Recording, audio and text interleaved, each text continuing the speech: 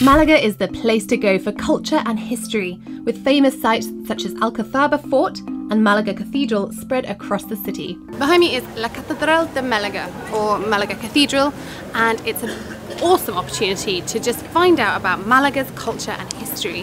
It only costs €5 and I'd really recommend it, you're not going to be let down.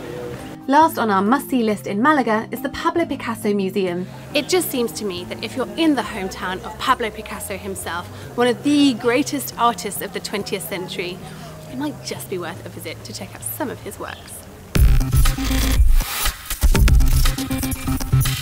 First stop for us out of Malaga is Torremolinos. It's everything you'd expect from a Spanish beach resort with a huge variety of beaches, hotels and activities. La Carihuela would be our pick of the beaches for families with young children, as it's a bit smaller with lots of shade and there's lots of restaurants right on the beach. We found that many of the beaches in Torremolinos were huge and really wide open, none more so than Los Alamos Beach up near the airport. It gets really huge and a little bit sparse, meaning that if you want to get away from the main crowds, you can just enjoy all of this space. Just 3 kilometres along the coast, Benalmádena is the next town along from Torremolinos. What we really liked most was the huge amount of activities you can do, and first on our list was to visit the marina. So we've just been around Benalmádena Marina. It was so lovely, lots of bars, restaurants. You've got all the different types of food you could want, it's easy, you can just take your time, and then you've got this side which is all a bit more relaxed if you want to get away from it all.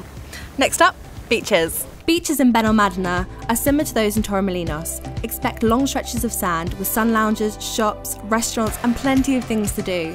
Away from the beaches, the cable car takes you 771 metres to the peak of Mount Calamoro, where you can look down on the whole of the Costa del Sol. Another reason to come to Benalmádena, Mare Pisario houses hundreds of butterflies and is a great place to take the family to learn all about their life cycle and environment.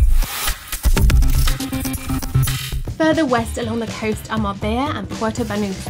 These resorts are where the rich and famous come to holiday, so it's pricey down here, but you'll find some of the Costa del Sol's nicest beaches, clubs and hotels. Marbella has 17 miles of coastline that's split into 24 different beaches, the most renowned of which is the 4-mile stretch famously referred to as the Golden Mile. Another thing to bear in mind if you plan to visit Marbella or Puerto Banús are the high prices.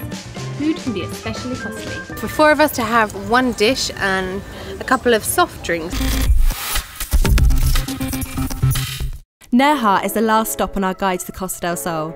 About an hour's drive east of Malaga, Nerja is where to come to get away from the tourist resorts and discover the secrets of the Andalusian countryside. The Balcón de Europa is one of the most popular tourist sites in Nerja. It's a viewpoint that gives you some magnificent views of the coastline. Hiking is a popular activity on this part of the Costa del Sol, and for the authentic and safest experience, we recommend hiring a local guide. We took a tour with John Keogh's guided walking tours, and it was worth every penny. He took us through secret paths, through canyons, and along streams, and showed us sights that we'd never have seen without him, including some traditional goat herding.